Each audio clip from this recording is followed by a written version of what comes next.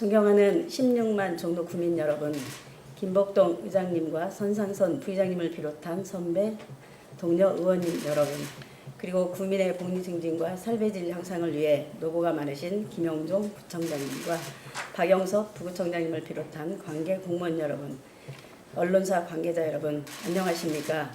청운 효자, 사직, 교남, 무학동 출신 경점순 의원입니다.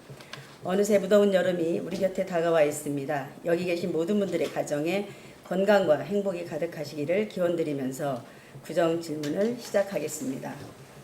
본 의원이 초선 의원으로 의정활동을 시작한 2010년 7월 1일 현재까지 약 7년 동안 청운효자동 지역 구립 경로당 신축과 관련하여 구정 질문 5분 자유 발언을 비롯해서 예산안 심사 과정에서도 건의를 드렸습니다만 이에 대한 대책은커녕 무대응으로 행정을 펼치는 것 같아 다시 한번 구정 질문을 드리게 되었습니다. 우리 구가 매월 발표하는 연령별, 시대별, 인구 현황 5월 자료에 따르면 종로구 전체 인구 15만 4천 명 중 65세 이상 어르신 인구는 2만 5,535명으로 노인 인구 비율을 16.5%에 달한다고 합니다.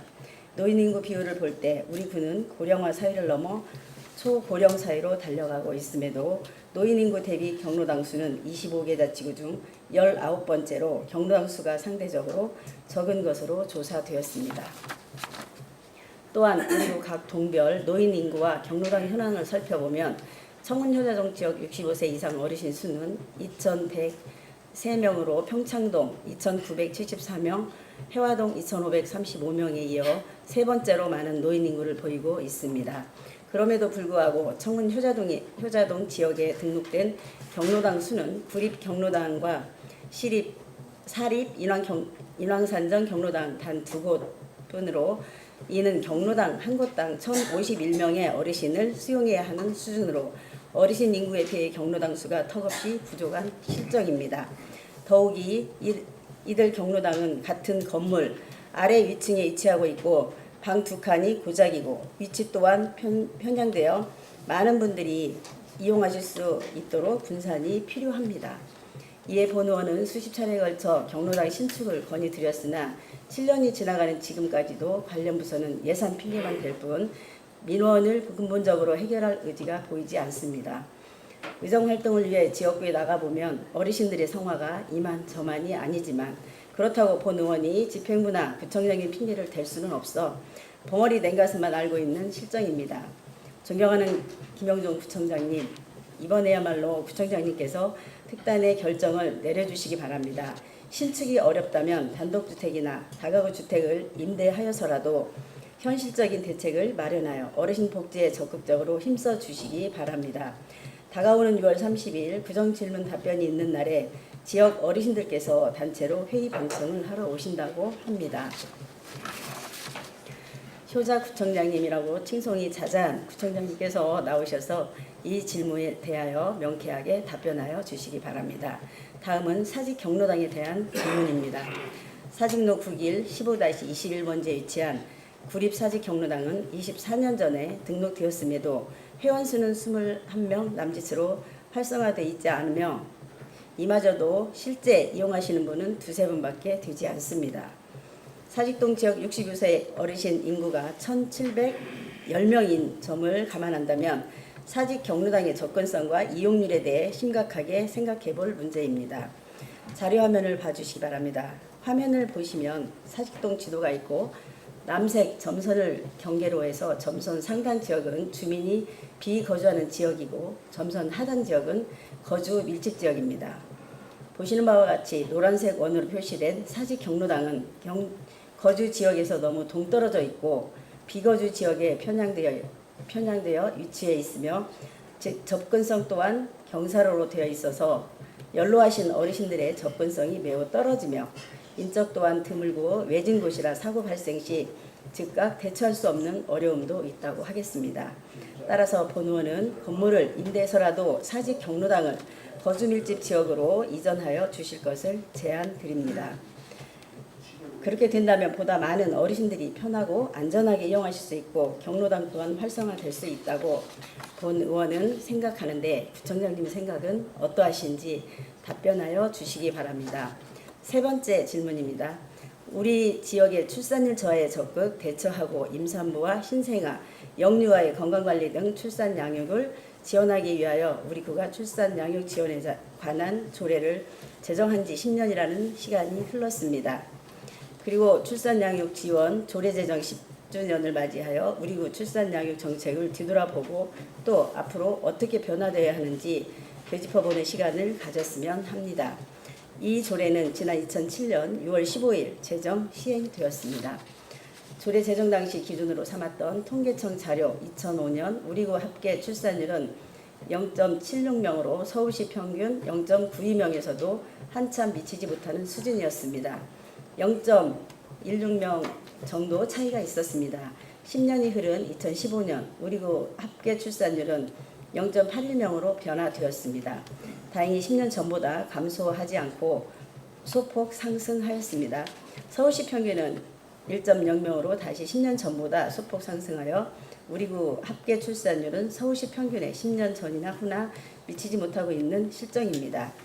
더 우려스러운 것은 미비하지만 10년 전보다 서울시 평균과의 간격이 더 벌어졌다는 것입니다.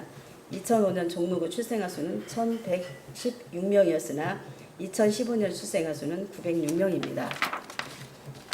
210명이 줄어들었습니다. 이러한 통계를 보았을 때 다소 긍정적인 측면은 합계 출산율이 10년 전보다는 소폭 상승하였다는 것입니다.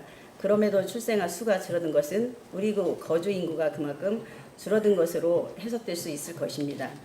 그리고 우리 구 인구가 줄어들었음에도 합계 출산율이 10년 전보다 상승한 것은 가입할 수 있는 젊은 세대의 유입 인구가 다소 늘었다고 볼 수 있고 나라 전체적으로 저출산을 극복하기 위한 정책들이 일부 실효성을 거뒀다고 볼 수도 있을 것입니다.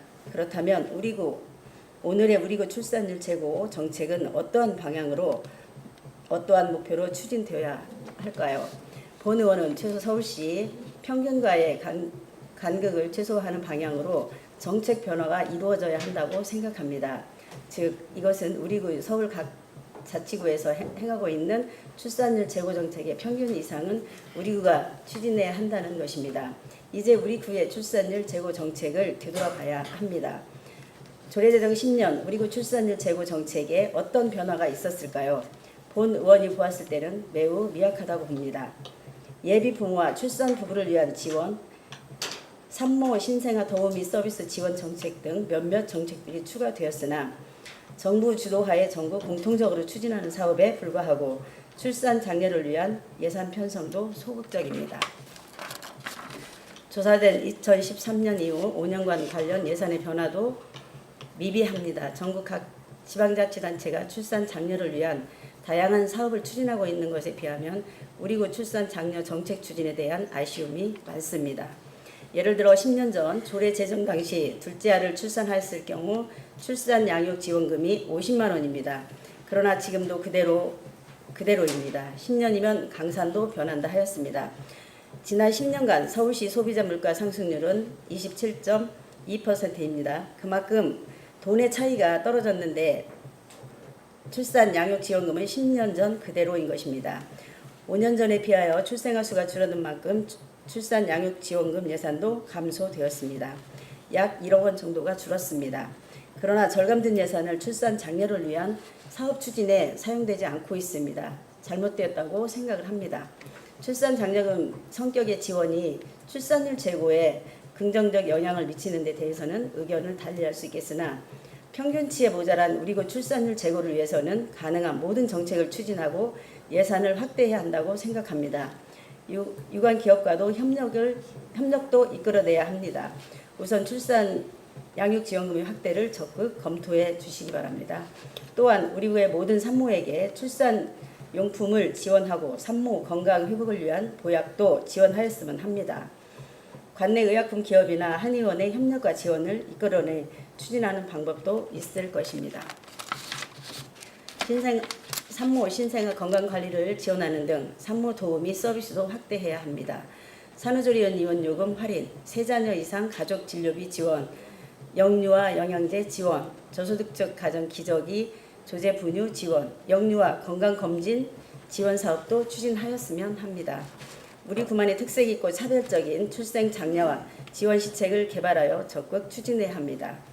국가적, 사회적, 경제적으로 복잡하게 얽혀진 출산율 문제에 우리 구가 할 수 있는 일이 미약할 것이라는 회의적인 접근에서 벗어나 서울시 평균에도 못 미치는 우리 구 출산율을 최소한 평균치에 가까워지도록 하기 위한 진단과 평가, 진취적 정책, 대안들이 논의되어야 할 것입니다. 출산 양육 지원을 위해 다양하고도 차별적인 사업들의 그 사업대로 추진을 하면서 우리 구 인구의 고령화 문제와 함께 젊은 세대의 우리 구 유입 유도 방안 등 향후 10년 이상을 바라보는 거시적 정책 추진이 병행되어야 한다고 보는데 부총장님의 생각은 어떠하신지요? 이것으로 부정질문을 모두 마치면서 안 계시네. 앞으로 열흘 후 공직 생활을 마치게 되시는 박영섭 부구청장님의 그간의 노고의 치하와 격려의 말씀을 드립니다. 특히나 의회와 집행부 간 협력과 조화를 위해서도 많은 노력을 해주신 데 대하여 의회 운영위원장으로서 이 자리를 빌어 충심으로 감사를 드립니다. 이제 박영섭 부구청장님을 우리 의회 회의장에서 보는 마지막 모습이 될 것이지만 종로구청을 떠나시더라도 종로구와 지방자치의 발전에 관심과 지원을 아끼지 않을 것이라고 믿어 의심치 않겠습니다. 부구청장님의 건승을 기원하고 앞으로 더 큰 영광이 있으시기를 바라겠습니다. 감사합니다.